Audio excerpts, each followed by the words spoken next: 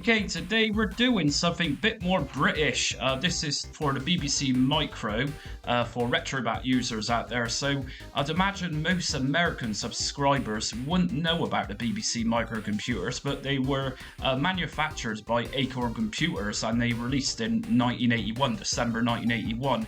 So quite a significant period in British computing history. We had the Sinclair ZX81 releasing in the March of 1981, and a little later on, like I say, in December 1981, we had the BBC Micro, and there was a couple of different models. We had the Model A, and most popular was the Model B. That's very expensive, and it was to do with the BBC's literacy project.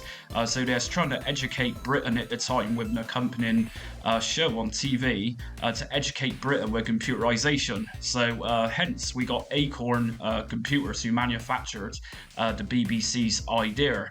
And actually this was one of the first computers I started using in school. And if I've got any British viewers watching this, you might remember the educational program on BBC named Geordie Racer. It was a Newcastle production which kids at the time would be watching. So we got a strong fan base for BBC Micro, and there is homebrew games out on BBC Micro, so it's considered an 8-bit computer. And you'll be interested to know that a lot of 80s groups, such as a couple of Queen songs, featured synthesizer sounds from the BBC Micro, as well as Erasure and Depeche Mode. So anyways, a little bit of history there for you for the BBC Micro. Just to mention as well, you also had floppy disk, cassette tapes for games and programs, and the monitor you can see on the desktop, that's called a Cub monitor, and those things weigh a ton. So right, let's get on with this. So I'm going to show you which files you need to get this running on Retrobat today.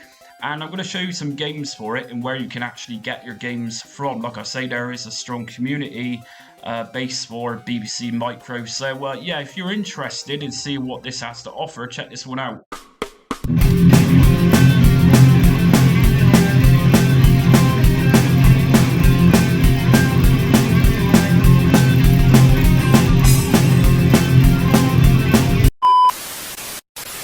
Okay, so if you like today's video, make sure you hit notification, subscribe and like. It helps my channel out a lot, and it also gets you the latest Retrobat content.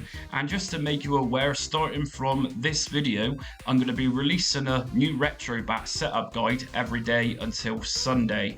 So I understand that Retrobat's very popular on my channel. A lot of people's always asking for new setups.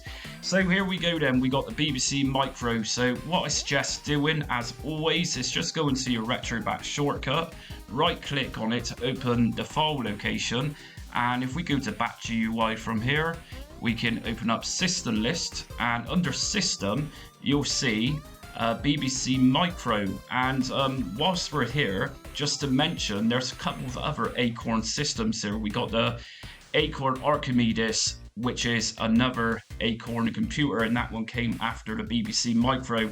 We've also got the Atom as well, I believe, somewhere. There we go. So that's also another Acorn computer, the Acorn Atom. So anyway, we're going to select BBC Micro, and here we go. So extensions that we need to run our games need to be in .zip or .7zip file extension.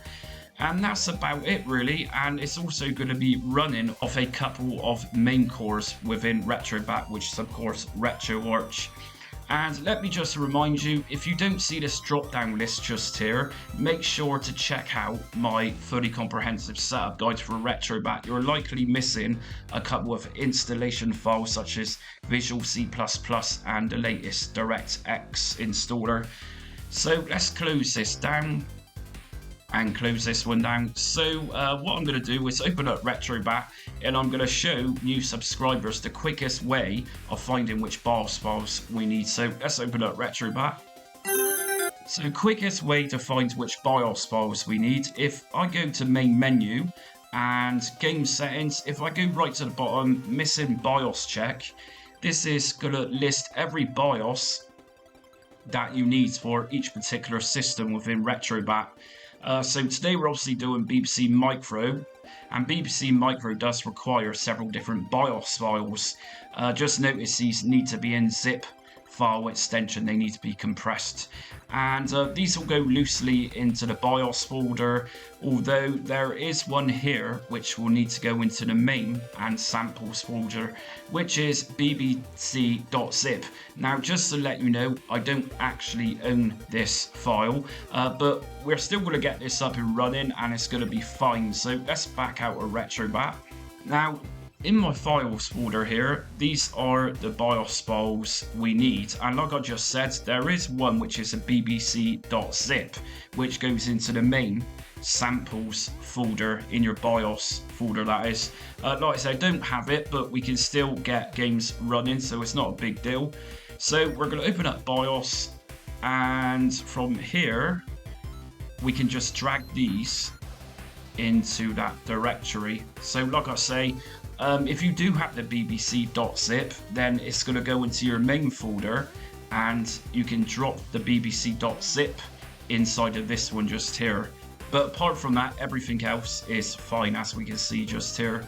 And if we come out of here and go into the ROMs folder and down to BBC Micro just here, and I'm quite happy actually that this version of Retrobat, the latest version, is actually incorporated this into it. It didn't used to have BBC Micro, and now and again I do fancy playing a bit of the Beeb, as they're known as. So games, and we got games here, and what I'm going to do is give you a bit of a showcase. Like I say, I'm aware I've got a lot of American subscribers, and all I'm going to say is they're very 8-bit and they're very early 80s. But if you've not seen BBC Micro games before, then I think when I first load one up, you'll see what you're getting yourself into. Okay, and as we can see, we got the little owl just there, which is very symbolic of that computer. That's his little logo. Here's our games. Now, just to remind you, when you are searching for games, most of these are freeware, if not all of these are freeware. You need to go for the ones which are titled boot file. As you can see, all mine says boot file, so just be aware of that. If you get anything else, it likely won't boot up, self-boot that is, and just for the easy way around, instead of typing in commands, then yeah, go for boot file games. So let's get some artwork. So main menu, scraper, and scrape now. And should none of these scrape any art, then what we'll need to do is just edit the names of the game files. But by the looks of it, everything is coming up, which is quite surprising. Okay, so we're going to go to game settings, update game list, yes. And that's everything. So what I'm going to do is show you how to map out your controller, which will make your controller think it's pressing keys. See, many BBC Micro games didn't really support joysticks or controllers. Mainly they were keyboard games. But I'm going to show you what I mean by going to View Options. And if I go to Advanced System Options, right at the bottom, we're going to find Edit Pad to Key Profile. If we go in there, as you can see, I've already got this mapped out. So I was testing this earlier on with a game which is Exile, which is a very popular Beep game. And the buttons on the keyboard to control the character you play is letters P, L, Q, and W, which is up, down, left, and right. So I've mapped these out on my Stadia controller, and we can actually use the controller for that game. So if you need to do this, you need to be aware what keyboard keys is going to make your characters work in your game. And from this keyboard you see just here, you can then kind of map this to your game controller like I've done. So it's just a case of selecting Q or W or P or L. Back to View Options, Advanced System Options. So we got a couple of emulators to play around with here. Now what I was saying just a minute ago, by mapping out the keyboard for the controller, then just be aware that each one of these is specific to that configuration. And I'm also going to make you aware too that some BBC Micro games do work straight out of the box. If we just go to controllers, so View Options, Advanced System Options, if you just scroll down to controls, Citadel, which I'm about to play, under joystick type, using Acorn analog joysticks works well with this one. So let's open up Citadel.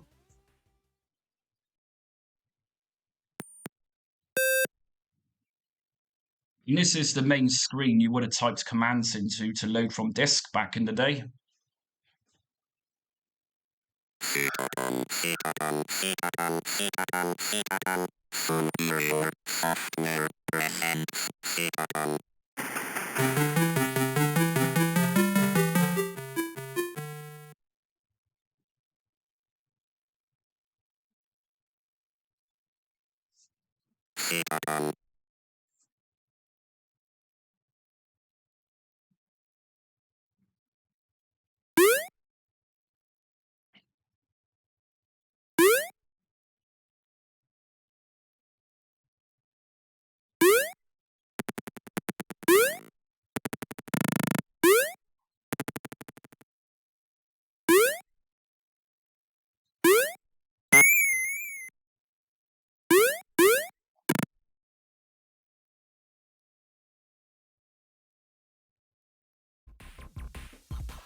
So that's Citadel, pretty basic stuff, but like I said, this is a very early 80s game, and it's pretty impressive in its day, especially that voice synthesizer at the beginning.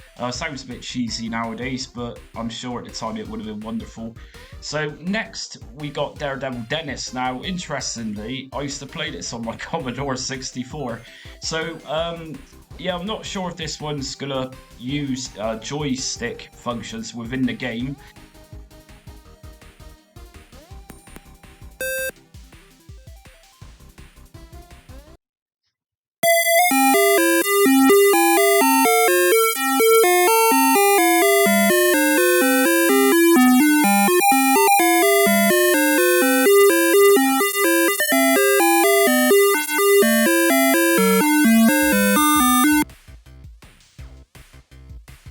So as we can see from the controls on Daredevil Dennis, we need spacebar, which is going to make the motorbike jump, and we also need to map out the shift and return keys. So if I just back out of here a minute, so back down to advanced system options and edit paths to key profile. So if I just go down a touch, I'm going to start from south and I'm going to map out space, followed by enter, which is return on today's keyboards, and north I'm going to map out as shift, I think it said. And if I just go down to save,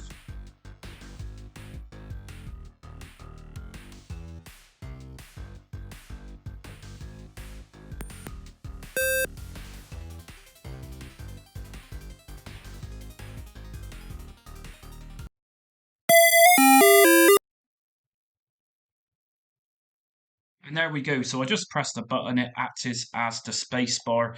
We do need to use the keyboards for this part, A to F. I'm going to just go to A.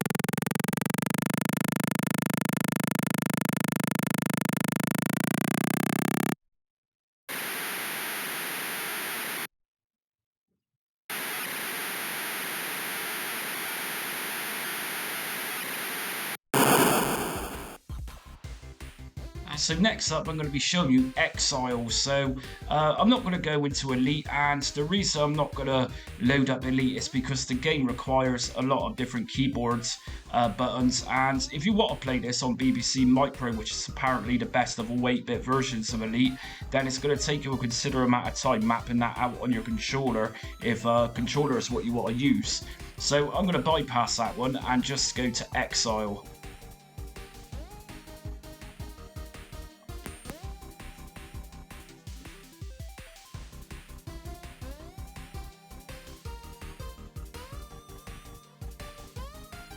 And should you play any games, it asks for F0 key. Of course, we don't have F0 keys on keyboards anymore, so it's actually F1, and that runs it fine.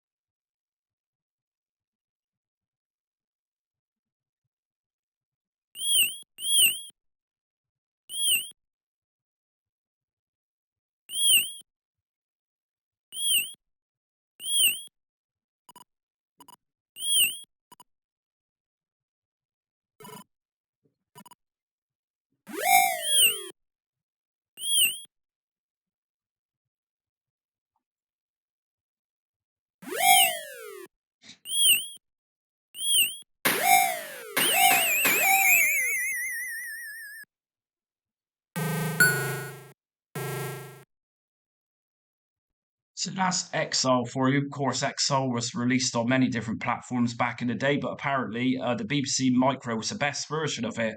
I think for its time, the physics used in that is pretty impressive. It's very, yeah, it's pretty cool. So next we got Galaxians, and of course, most people here watching this would have heard of Galaxians. Now, on some games, there might be some really obscure old school buttons, such as Galaxians here. Under the instructions, it says to use the copy key. Of course, we don't have copy anymore on the keyboards. So, as an alternative, you can use end, and that's going to act as the fire button. And of course, just go down to save that again.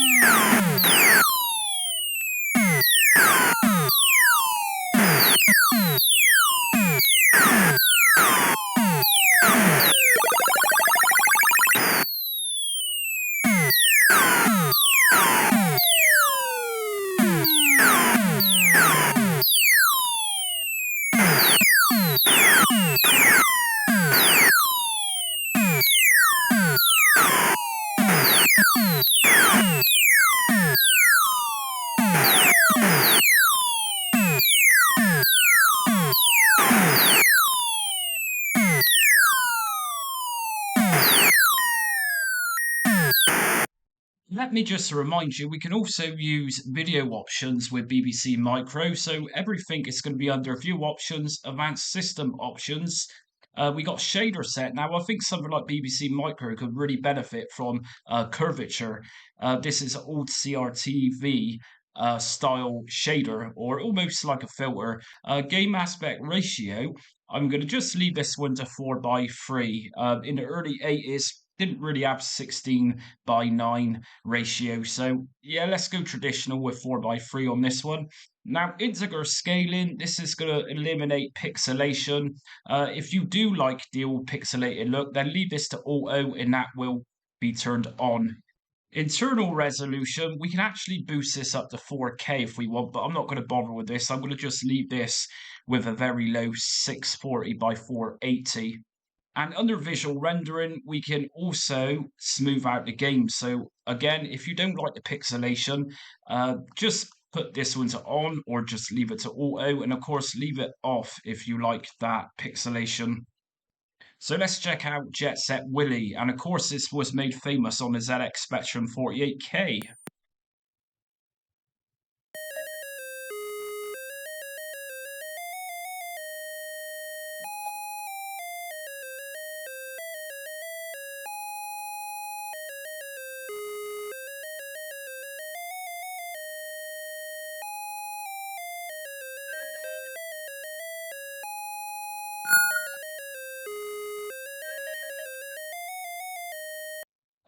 So that's a bit of Jet Set Willy for you. It's pretty much just a very standard platformer. Personally, I'm not a big fan of Jet Set Willy, but I know how popular it was, and it still is with old schoolers out there. Again, just like Jet Set Willy, we got Manic Miner, and this was also made famous on the Spectrum. And of course, every system had a port of these two games back in the day. So Manic Miner, absolute classic. I really like this one.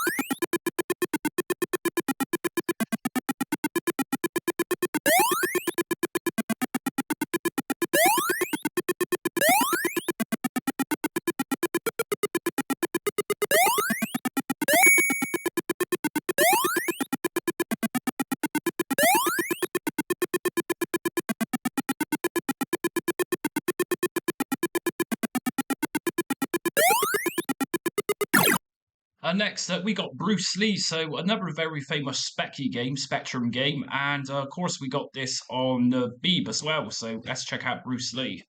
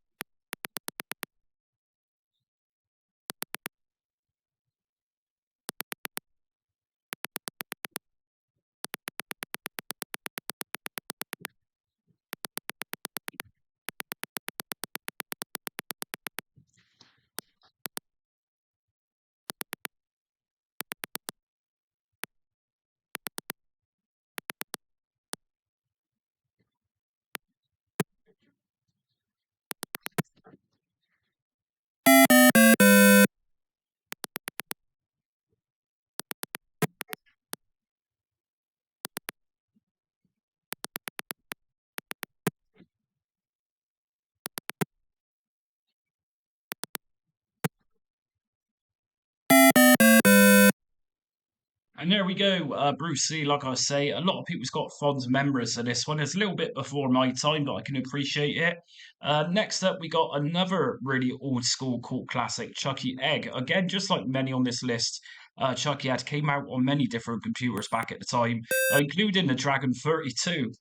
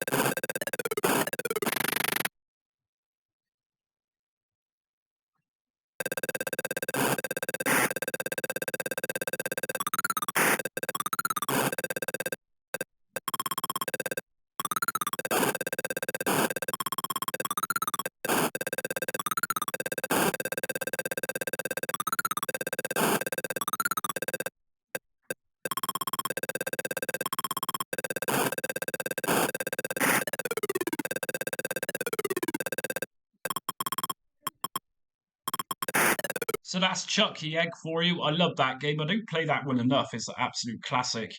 And finally, we got another Galaxian style game. Let's check this one out.